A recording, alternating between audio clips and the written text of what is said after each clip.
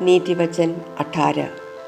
अलग अलग रहने वाला अपने ही स्वार्थ की चिंता करता है, वह बुद्धिमत्तापूर्ण निर्णयों का विरोध करता है।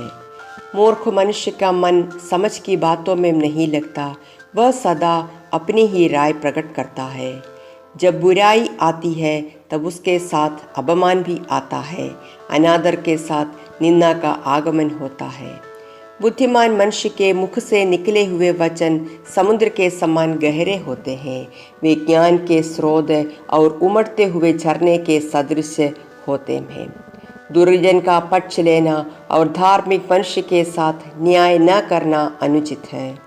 मूर्ख की बातें लड़ाई झगड़ा पैदा करती है, उसके वचन मारपीट को निमंत्रण देता है। मूर्ख का मुँह ही उसके विनाश का कारण है, उसके ओंठ ही उसको जाल में फंसाते हैं। कान भरने वाले की बातें स्वादिष्ट भोजन की तरह लगती है, वे पेट में हजम हो जाती है। जो मनुष्य अपने काम में सुस्ती करता है, वह मानो काम बिगड़ने वाले का भाई है। प्रभु का नाम मानो मजबूत किला है, जिसमें धार्मिक मनुष्य भागकर शरण लेते हैं और सुरक्षित रहते हैं।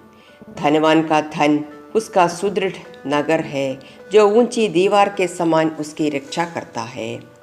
मनुष्य अपने विनाश के पूर्व घमंडी हो जाता है, पर आदर पाने के लिए मनुष्य को पहले विनम्र बनना पड़ता है। जो मनुष्य प्रश्न सुनने के पहले उत्तर देता है, वह लज्जित होता और मूर्ख कहलाता है।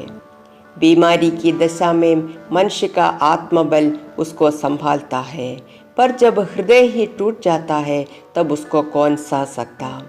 तेज बुद्धि वाला मनुष्य ज्ञान प्राप्त करता है, बुद्धिमान व्यक्ति के कान ज्ञान की बातों की ओर लगे रहते हैं। भेंट मनुष्य के लिए मार्ग खोल देती है और उसे बड़े लोगों के सामने पहुंचाती है। जो व्यक्ति मुकदमे में पहले बोलता है वह सच्चा प्रतीत होता है, पर उसके बाद बोलने वाला उसकी सच्चाई की जांच करता है। चिट्ठी डालकर निर्णय करने में विवाद हल हो जाता है, इनसे सबल विरोधियों के मध्य निर्णय होती है।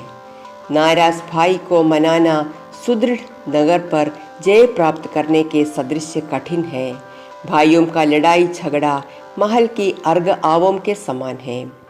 मनुष्य का पेट उसकी बातों के फल से भरता है, उसके ओंठों से निकले हुए वचनों के परिणाम से उसको तृप्ति होती है। जीव के वश में मनुष्य का जीवन और मृत्यु दोनों है, और जो मनुष्य अपनी जीव का प्रयोग जानता है उसको उचित फल प्राप्त होता है।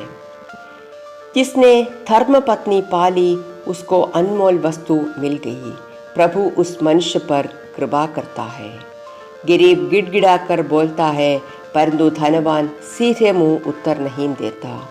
कुछ मित्र ऐसे होते हैं जो मित्र होने का ढोंग करते हैं, किंतु कोई ऐसा भी मित्र होता है जो भाई से बढ़कर अपना होता है।